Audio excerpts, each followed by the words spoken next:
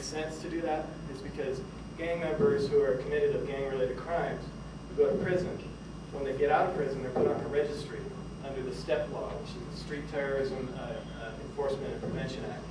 And it's just like Megan's law. They have to register with law enforcement, and when they move, they have to notify law enforcement that they moved. So we're already keeping track of them.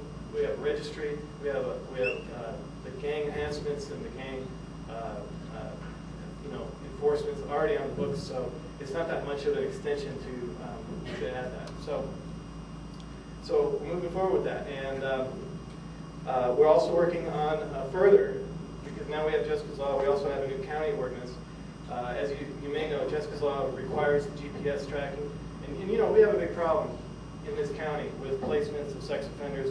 We have a lot of sex offenders. We have more than our share in this county. And I went to the Governor's Summit on Safe Communities, where the state asked us, well, we have to eventually let these guys out of prison, and they have to live somewhere. So where do you want us to put them? And there was about 150 county supervisors and city council members from all over the state, and we said, nowhere. And that wasn't an option, so we had to sit down and we had to discuss what the options were. And so one of the things we've done at the county level is we have the county ordinance, which actually is stricter than Jessica's Law to the extent that if you're a convicted felony sex offender, if someone who's a convicted felony sex offender who has to register under Megan's Law can't even go within 300 feet of a school or a park. That's a county law on the books. And we worked with the district attorney's office, we worked with the sheriff's office. This was not something they had in the past. And not even under Jessica's Law. Now that we have Jessica's Law, which is the toughest sex offender state law in the country, we didn't have that. And we were hearing that we had sex offenders that were hanging around near parks, etc., and taking photographs with telephoto lenses. That's not illegal. But now, because of the county ordinance, if that's taking place within 300 feet, it is illegal.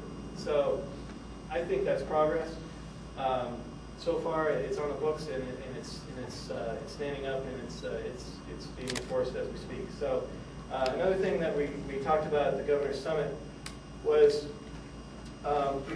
working on figuring out where to house sex offenders because they have to go somewhere. And one of the things that was brought up by the city attorney at Riverside, who was sitting next to me, is the fact that the state already has 28 parolee service centers, and these are places where the state Department of Corrections, when they let somebody out of prison, they can't find a place to live or whatever, they can be put in a service center. And the service center is basically like a dormitory. They're located in light industrial areas, away from residential areas, and they're very well monitored. They're contracted out, so they're cost effective. And it's a place where the people can get treatment. They can be, again, under constant supervision, which is important. And they can get access to public transportation because we can't let them go homeless because then we can't keep track of them. And they can get a certain amount of job training because, again, if they can't make a living, then we can't keep track of them because they might become homeless. So with those and the fact that we're talking about keeping them out of neighborhoods, we're talking to our legislators at the county level. We're talking to our legislators about the state stepping up and actually providing sex offender housing.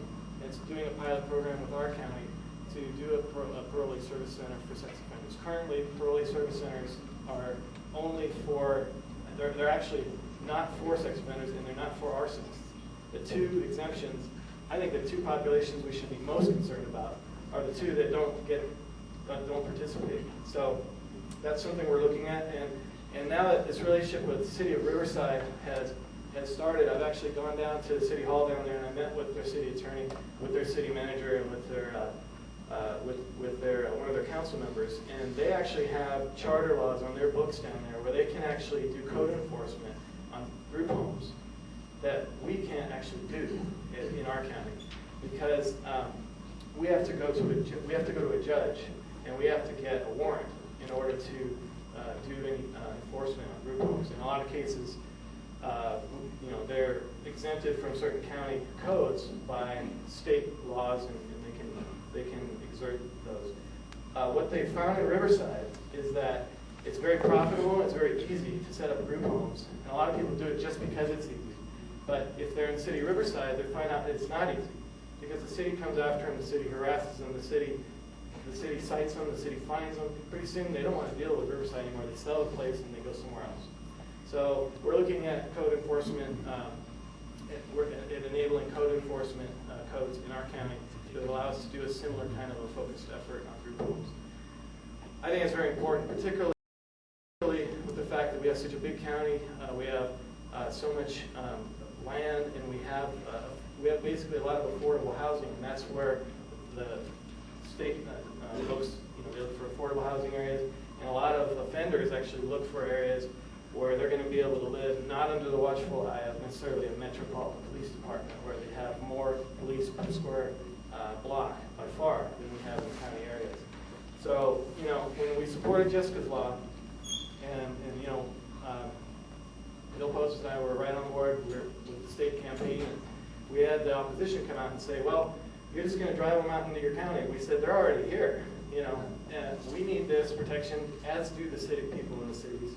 But we need it too, but now we need to be even more vigilant about making sure that the city problem doesn't move out here, as an unintended consequence of Jessica's Law. We're going to make sure that it's not an unintended consequence. With regard to other issues that I'm making a priority, I'm focusing right now on illegal dumping. We didn't actually have an ordinance on the books until about a month ago. At the county level, there are state laws, penal code, etc. But we didn't have a county ordinance, so now we do. And that provides for penalties on multiple offenses up to 6 months in jail and $10,000 in fines. We also have increased our surveillance. We have hidden cameras in problem areas, and we can move those around to different locations.